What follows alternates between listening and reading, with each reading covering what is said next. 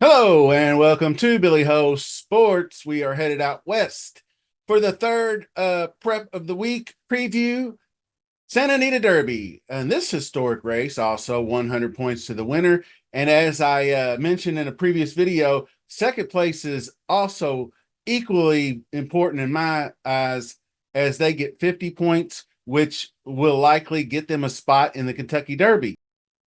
So this event has brought on some great Kentucky Derby winners like Justify, who won the Triple Crown, California Chrome. I'll have another to mention a few. So for all the latest Derby content, check out the playlist. Also, make sure that you are subscribed to the channel.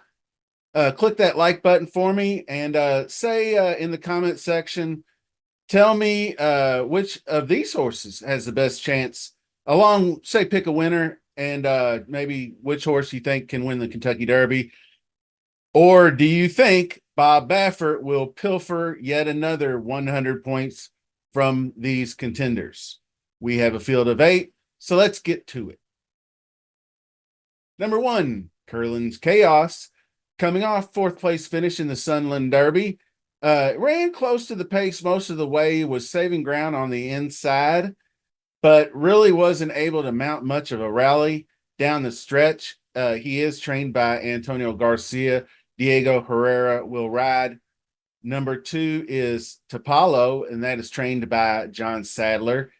We'll have Umberto Rispoli in the saddle. Congrats to him for his 2000th win he got about a week or two ago. Making the move back to dirt after an excellent effort in the El Camino Real Derby at Golden Gate's all-weather track. He carried the lead into the stretch, but was just second best to a horse named Endlessly, who, if you recall, wheeled back and won the Jeff Ruby Stakes last weekend. Or 2 weekends ago. Sorry. Number 3, Stronghold. Seems to be the top pick and obviously the one to beat, trained by Philip D'Amato. Antonio Frischou is the jockey. He's been consistent in all his races, a couple of tough runner-up finishes, one to Winstock in the Los Alamitos Futurity. The other one was to Nisos in the Bob Hope. So he grabbed the lead in the Sunland Derby at the top of the stretch and was able to battle, kick clear. He did drift out a little bit, but he did kick clear of Lucky Jeremy late and then went on to win the race. So he should be probably a little improvement off of that, I would say, making the move over from which one? Oaklawn, or not Oaklawn, Sunland. Imagination is Bob Baffert's entry, one of them. This one has Frankie Dettori, defeated by stablemate Mayman, 2 back, bounced back in a big way to score the grade 2 San Felipe at Santa Anita. That one was just a 4-horse field, but he was the number 5 horse to the outside of his stablemate Wind Me Up as they hit the stretch, and he battled his stablemate all the way to the end, but was able to get clear by just ahead and win the race. McVeigh, who is also in this race, was not even close. He was a distant 3rd place.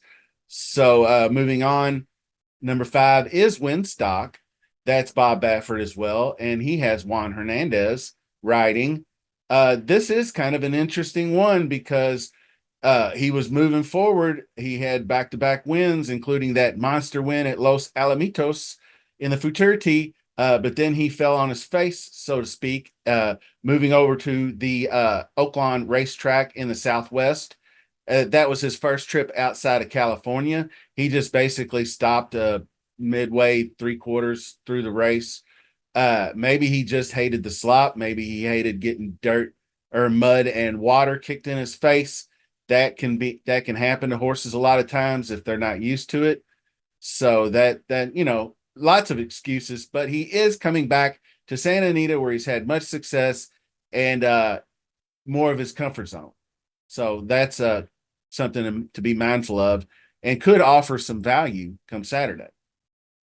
Number 6, Tasuto.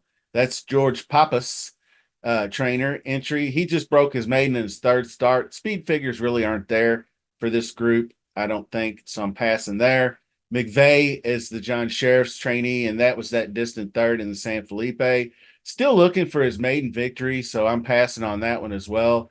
I think there's at least 3 horses better than he is, and maybe more, including this one probably. Number 8, EJ won the Cup. That's Doug O'Neill trained. Mike Smith will ride. He's coming off a wire-to-wire win in the Turf Paradise Derby. Odd finish, to say the least. Down the stretch. He is in first, led all the way. Then the 8-horse Meeking looking to run by, but lugs in right at EJ, then repels back. Then enter the 2-horse, who looks like he's going to pass, win the race. But then he gets the Heisman like there's a force field, and he's repelled. And then he goes on to win the race. I've seen that kind of stuff happen once, but then happen twice. If like he's just anyway, it was just kind of a wild race to me. I like those kind of races. You never know what's going on in a horse's head when they're doing that kind of stuff.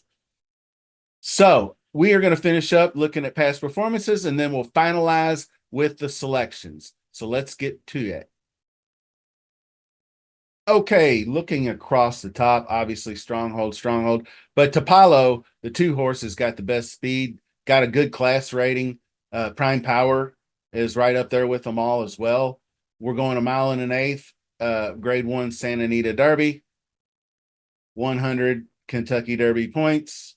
So like I said, Curlin's Chaos, he's been poor speed figures, well below 85. We're looking for mid 90s, not mid 80s. I doubt he makes a 10 point leap. These are Brisnet speed figures.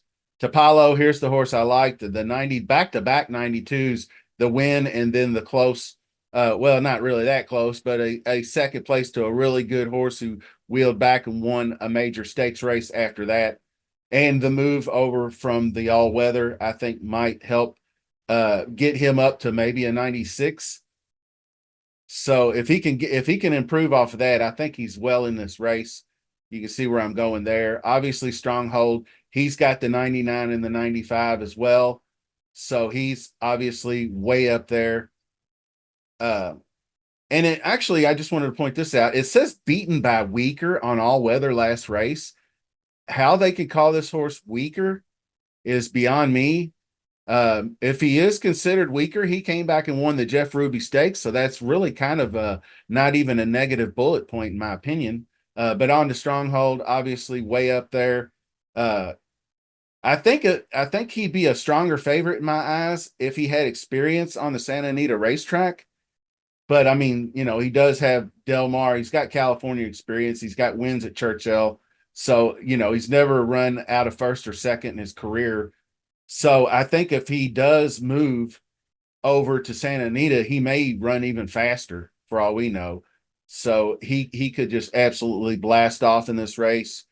We'll keep an eye on the tote board. Imagination is the one, like I said, the kind of the Baffert home court advantage. 3 straight races at Santa Anita, and he lost by a neck in his only one.